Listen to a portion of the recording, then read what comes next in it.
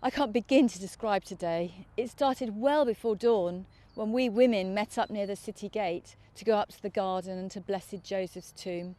We'd been there on Friday evening, but we couldn't stay because of the Sabbath starting at dusk.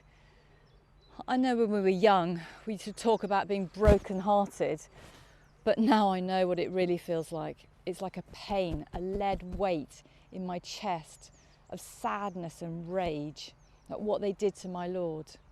Mary from Magdala was with us, Salome and Joanna and Mary, James's mum. I think I saw Julia's mum too in the group behind. It was nothing like we expected.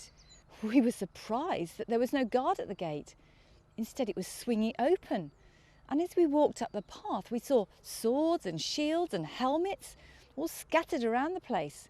This worried us because we were afraid that someone might come and steal his body. But it got even more strange as we saw the tomb itself. It was like a bright, bright, burning light, a radiance we didn't know where from. Then we knew it. It was from the tomb entrance, not like a fire, but a steady, very bright radiance. And then we saw them. The light was two men. Well, they looked like men, but I knew they were God's angels looking straight at me.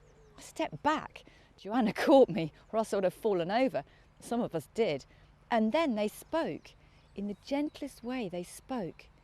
You are looking for Jesus. He isn't here. He's alive. Go and tell the disciples. He's alive? At that moment, I just couldn't take it in. Most of us ran away, scared out of their wits.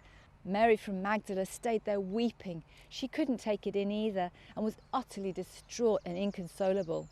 I set off to find Peter or John and tell them what I'd seen, but I couldn't find them. The ones I saw thought I was talking nonsense because I was so upset. I met Mary from Magdala a few hours later. She told me what happened to her. No more sadness, just absolute joy. She had seen and talked to Jesus, thinking he was the gardener at first. I doubt she could see anything. She was crying so much when I left her. Some of us, who had set out so sadly early in the morning, joined the men back in the upper room in the twilight. Peter had seen Jesus, and he and John had been to the tomb and seen how tidy the shroud and the face napkin were, nothing like the chaos outside the tomb.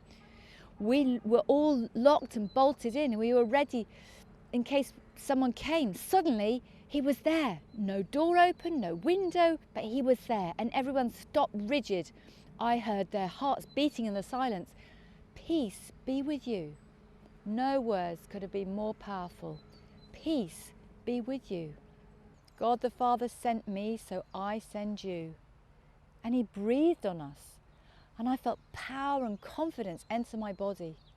At that moment, I realized Jesus had died, but now he was here, alive. Different, but alive. And in that moment, he was gone. The terror, the grief, the anger of the last few days was gone too. He is alive. I'm so calm now.